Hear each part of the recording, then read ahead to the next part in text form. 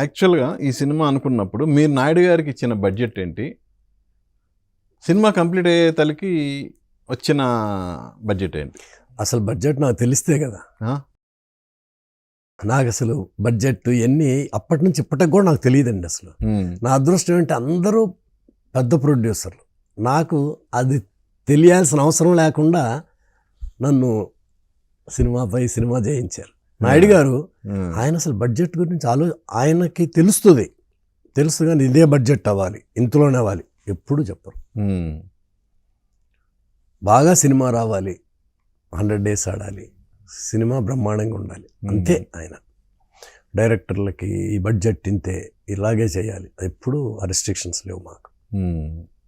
తర్వాత కూడా నేను చేసిన సినిమాలన్నింటిలో కూడా మా ప్రొడ్యూసర్లు అందరూ ఎవరు కూడా నాకు బడ్జెట్ ఎక్కువైంది లేకపోతే బడ్జెట్ ఇది, సినిమా బాగా తీస్తున్నాడా లేదా, నాకు అంతవరకు ఇది ఇచ్చేశారు అందరూ.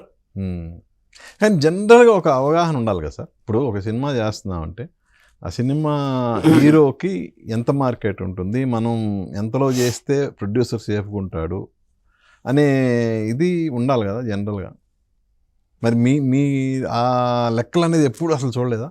తెలియదు నాకు అసలు బిగినింగ్ నుంచి కూడా. ఎంత అవుతుంది ఏంటి బడ్జెట్ బిజినెస్ అసలు ఆలోచన అంటే చేతకాలేదు, అలా అవసరం అలా స్టెప్ బై స్టెప్ వరుసన హిట్లు రావటం మీకు జరిగిపోయింది. అది ఫస్ట్ సినిమా రామానాయుడు గారు, రెండోది కూడా ఆయనే కదా, సురేంద్ర గారు, నాగేశ్వరరావు గారు, నాగార్జున గారు, రక్త తిలకం, అశ్వత్థామ, అన్నీ అట్లా. బిగినింగ్ లో వరుసన నాయుడు గారు రిలేటివ్స్ వాళ్ళ సినిమాలే పడ్డాయి వరుసన. సురేంద్ర గారు, అశోక్ గారు, రక్త తిలకం ప్రొడ్యూసర్ అశోక్ గారు, కాస్ట్యూమ్ కృష్ణను శేఖర్ అని ప్రొడక్షన్. ఓకే, మా యూనిట్లోనే రాఘవేంద్రరావు గారి దగ్గర అశ్వత్థామ కృష్ణ గారు, అది 100 days అట్లా. ఎప్పుడు అసలు అంటే నేను ప్రొడ్యూసర్ అవ్వలేకపోయింది కూడా అందుకే. అంటే నాకు అసలు ఏం తెలియదు. ఓకే, ఫైనాన్షియల్గా ప్రొడక్షను కాస్ట్ ఇట్లా. సార్ సక్సెస్ ఉన్నంత వరకు ఓకే. ఎప్పుడన్నా మీకు ఆ కెరియర్ గ్రాఫ్ తగ్గిన తర్వాత ఒక 2-3 ఫ్లావులు పలకరించినప్పుడైనా పలకరించినాయి అప్పుడు కూడా ఈ బడ్జెట్ ఇవి అనేది అసలు మీకు ఆ తత్వం అనేది అసలు మీకు బోధపడలేదా? ఇప్పుడు కొంచెం ఫ్లాప్ అయిన సినిమాలకు కూడా పెద్ద ప్రొడ్యూసర్లే వాళ్ళు కూడా, అవి కూడా అంటే నాకు తెలియనిచ్చేవాళ్ళు కాదు, అన్నీ వాళ్ళే చూసుకునేవాళ్ళు. అసలు ఆ డిస్కషన్ కూడా ఎప్పుడు జరగల నా కెరీర్లో. బడ్జెట్ ఇది ఎక్కువ ఆర్గ్యుమెంట్ కానీ ఇది ఆల్మోస్ట్ అందరూ పెద్ద ప్రొడ్యూసర్లు. నాకు అవకాశాలు బాగానే వచ్చినాయి చాలా. నేను అంటే నా నసంతా సబ్జెక్టుల దగ్గరే, అందుకే 33 సినిమాల దగ్గరే చేశా. ఇప్పుడు సబ్జెక్టులు మీరు ఒక సబ్జెక్ట్ని పికప్ చేసుకోవడం అనేది అద్భుతంగా చేస్తారు, కానీ మీ ఓన్ ఎప్పుడు మీ క్రియేషన్ అనేది అంటే మీరు సొంతంగా సబ్జెక్ట్ తయారు చేసుకోవడం అనేది జరగలేదు కదా?